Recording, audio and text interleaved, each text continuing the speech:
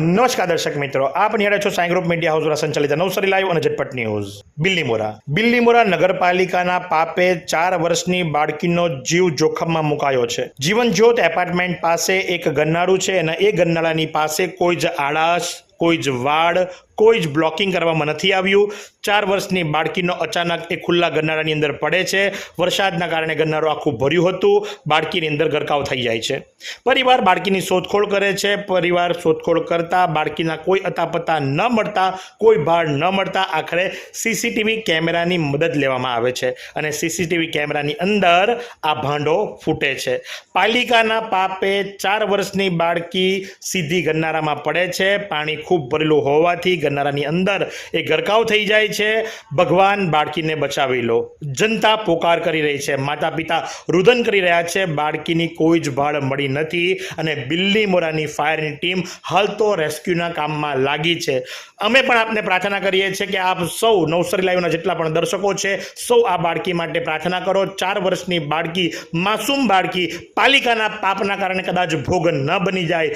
માતા પિતાની વાલસુઈ બાળકી આ ચોમાસાની અંદર ખુલ્લા મૂકવામાં આવેલા ગન્નારાની અંદર પડે છે અને એ ગન્નારાની અંદર ગરકાવ થઈ જાય છે. પરમાત્મા કહેવત છે કે રામ રાખે ને કોણ ચાખે, તો ફરી એકવાર આ કળિયુગની અંદર આપ આ બાળકીને બચાવી લો અને માતા પિતાને પાછી એમની ભેટ સોગાદ આપો. તો પાલિકા ક્યારે જાગશે? તંત્ર ક્યારે જાગશે? વારંવાર નવસારી લાઈવ જાગૃત કરે છે લોકોને, પાલિકાને, સત્તાધીશોને, પણ આવી જ મોટી મોટી ભૂલો કરતા રહે છે.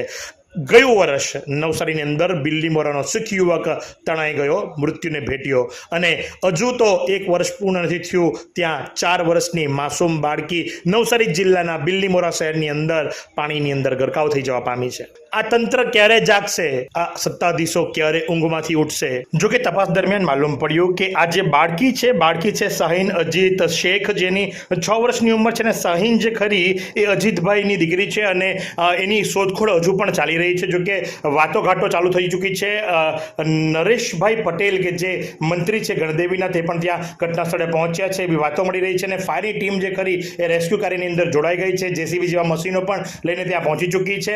વાત મળી છે કે ભાઈ કંઈક વરસાદી પાણી માટે કંઈક પાઇપલાઇન નાખતા હતા અને એના માટે કરીને આ ખાડો ખોદવામાં આવ્યો હતો અને વરસાદ વધુ પડતા એના ખાડાની અંદર પાણી ભરાઈ ચૂક્યું હતું અને એ પાણીની અંદર આ બાળકી ગરકાવ થઈ ચૂકી છે. હાલ એવા સમાચારો મળી રહ્યા છે. બાળકીની ઓળખ શાહીન અજીત શેખ અને ઉંમર 6 વર્ષ, માફ કરજો, ઉંમર 6 વર્ષ માલુમ પડી છે. તો આ જ પ્રમાણે આવા અવનવા સમાચારો માટે નિહાળતા રહો નવસારી લાઈવ અને ઝટપટ ન્યૂઝ.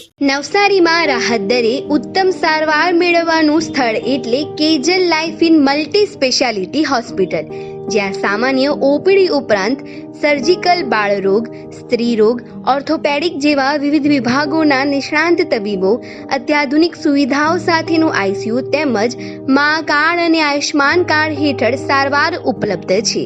તો આ હોસ્પિટલનું સરનામું નોંધી લો. નેશનલ હાઈવે નંબર 48, સ્વામિનારાયણ મંદિર સામે, કબીલપુર, નવસારી.